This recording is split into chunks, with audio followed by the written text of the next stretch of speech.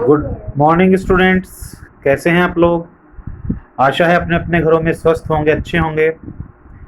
बच्चों, कल हमने रचना के आधार पर वाक्य जो बिंदु है ये आरंभ किया था और मैंने आपको बताया था कि रचना के आधार पर 3 प्रकार के वाक्य होते हैं। पहला सरल वाक्य, दूसरा संयुक्त वाक्य, तीसरा मिश्रित वाक्य। सरल वाक्य वो वाक्य होते हैं जिनमें एक क्रिया होती है। तुमने खाना खाया, राम विद्यालय गया, उसको पुस्तक दो, इत्यादि। Simple sentence.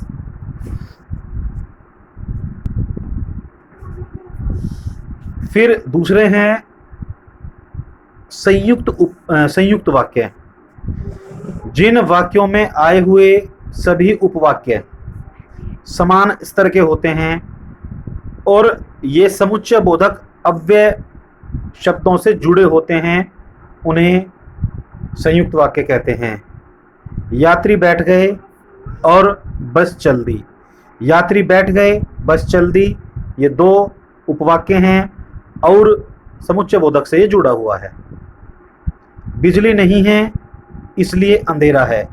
बिजली नहीं है, अंधेरा है, ये 2 समान स्तर के उपवाक्य हैं, इसलिए से ये जुड़े हुए हैं। भ्रष्टाचारी जया चुनाव जीत गई, किंतु ईमानदार माधुरी हार गई। किंतु समुच्चय बोधक अव्यय है और इसके दाईं तरफ और बाईं तरफ 2 समान स्तर के उपवाक्य हैं। इसके बाद आती है बारी मिश्रित वाक्यों की। बच्चों, मिश्रित वाक्य वो वाक्य होते हैं, इनमें भी 2 उपवाक्य होते हैं, लेकिन इनमें एक मुख्य उपवाक्य होता है और दूसरा आश्रित उपवाक्य होता है। आश्रित उपवाक्य है या मुख्य उपवाक्य है, कैसे पहचान हो और ये कितने प्रकार के होते हैं, अब आगे का बिंदु हम इस चीज को ध्यान में रख के पढ़ेंगे। आश्रित उपवाक्य 3 प्रकार के होते हैं। संज्ञा उपवाक्य, विशेषण उपवाक्य और क्रिया विशेषण उपवाक्य। पहले बारी आती है संज्ञा उपवाक्य की। किसी वाक्य में जो आश्रित उपवाक्य मुख्य उपवाक्य की संज्ञा के स्थान पर आते हैं, उन्हें संज्ञा उपवाक्य कहते हैं और ये उपवाक्य समुच्चय बोधक अव्यय से जुड़े होते हैं। जैसे दादाजी कहा करते थे कि आलोक महान व्यक्ति बनेगा, कि आलोक महान व्यक्ति बनेगा, ये संज्ञा उपवाक्य है। कौशल्या नहीं आएगी, सुमित्रा जानती थी, इसमें सुमित्रा जानती थी नहीं है, इसमें कौशल्या नहीं आएगी, ये संज्ञा उपवाक्य है। ठीक है, इसलिए इसमें ऐसा कोई जरूरी नियम नहीं है कि जो आश्रित है वो पहले लिखा जाएगा, लिखा हुआ होगा, या जो मुख्य उपवाक्य है वो पहले होगा। जैसे संज्ञा उपवाक्यों की एक साधारण सी पहचान और भी है कि शब्द से अधिकांश उपवाक्य शुरू होते हैं। जैसे मैं जानता था कि तुम जरूर आओगे, कि तुम जरूर आओगे, ये संज्ञा उपवाक्य है। विवेक तो पहले ही कह रहा था कि आज हम हारेंगे, कि आज हम हारेंगे, ये जो है संज्ञा उपवाक्य है। ठीक है। फिर है विशेषण उपवाक्य। किसी वाक्य में आने वाले आश्रित उपवाक्य मुख्य उपवाक्य की किसी संज्ञा या सर्वनाम की विशेषता प्रकट करते हैं, इन्हें विशेषण उपवाक्य कहते हैं। परिभाषा के स्तर पर जब हम पढ़ते हैं तो ये वाक्य हमें थोड़े भारी लगते हैं, लेकिन जब हम उदाहरण से स्पष्ट किए देता हूं। आपकी वह पुस्तक कहाँ है जो आप कल लाए थे, जो आप कल लाए थे, दिस इज विशेषण उपवाक्य। जो आदमी पत्र बांटता है वह डाकिया होता है, जो आदमी पत्र डाक बांटता है, ये इसमें इसकी पहचान, इसकी विशेषता बता रहा है, तो विशेषण उपवाक्य है। जो पैसे मुझे मिले थे वो खर्च हो गए, वो खर्च हो गए इसमें मुख्य है, और जो पैसे मुझे मिले थे ये विशेषण उपवाक्य है। फिर है क्रिया विशेषण। इनमें आश्रित उपवाक्य मुख्य उपवाक्य की क्रिया की विशेषता बताते हैं। जैसे ज्यों ही पढ़ने बैठा त्यों ही बिजली चली गई, ज्यों ही पढ़ने बैठा, ये विशेषता बता रहा है, तो ये क्रिया विशेषण उपवाक्य है।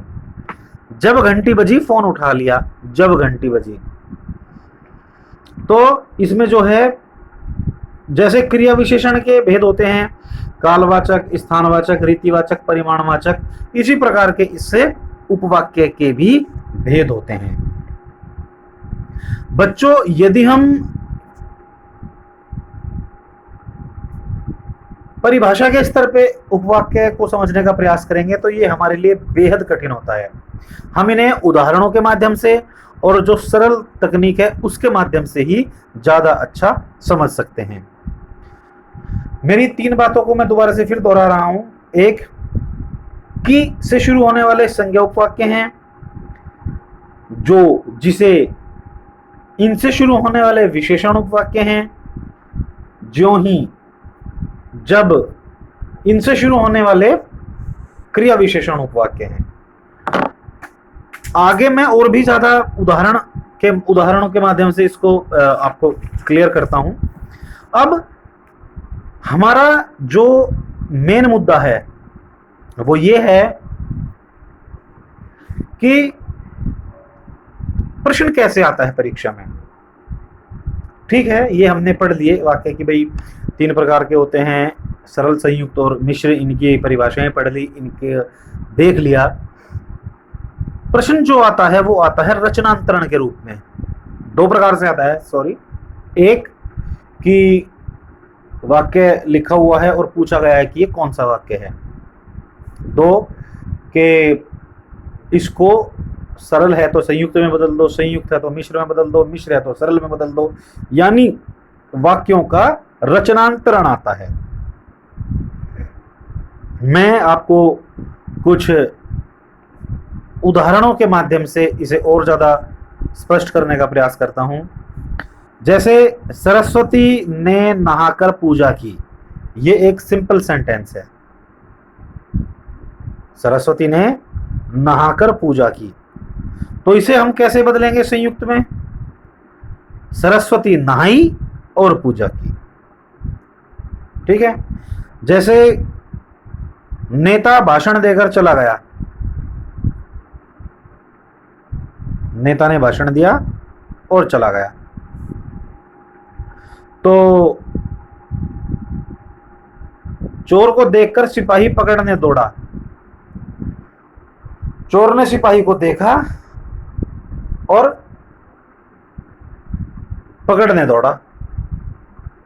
फिर सरल को अगर आप मिश्र में बदलते हैं तो सिंपल में एक सेंटेंस बोलता हूं, खिलौने वाले को पानी पिलाओ।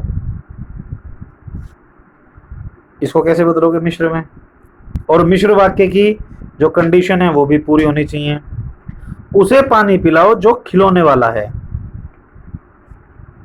प्रथम आने वाला पुरस्कार पाएगा, जो पुरस्कार आएगा, जो प्रथम आएगा वह पुरस्कार पाएगा।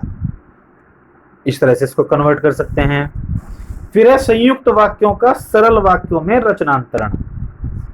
नीतू ने कविता लिखी और पुरस्कार प्राप्त किया, अब इसको सिंपल में बदलना है। संयुक्त में दिया हुआ है नीतू ने कविता लिखी और पुरस्कार प्राप्त किया, संयुक्त सरल में कैसे बदलेंगे? नीतू ने कविता लिखकर पुरस्कार प्राप्त किया। रामकली कार्यालय से लौटेगी और खाना बनाएगी, सीधा बदल दो, रामकली कार्यालय से लौटकर खाना बनाएगी। तो इस प्रकार से हम इनको बदल सकते हैं।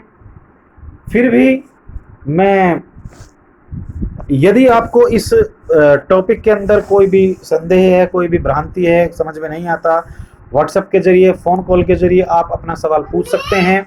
मैं इसको बहुत ही अच्छे से और हल करने का प्रयास करूंगा। और तब तक के लिए घर में रहिए, सुरक्षित रहिए। Have a nice day.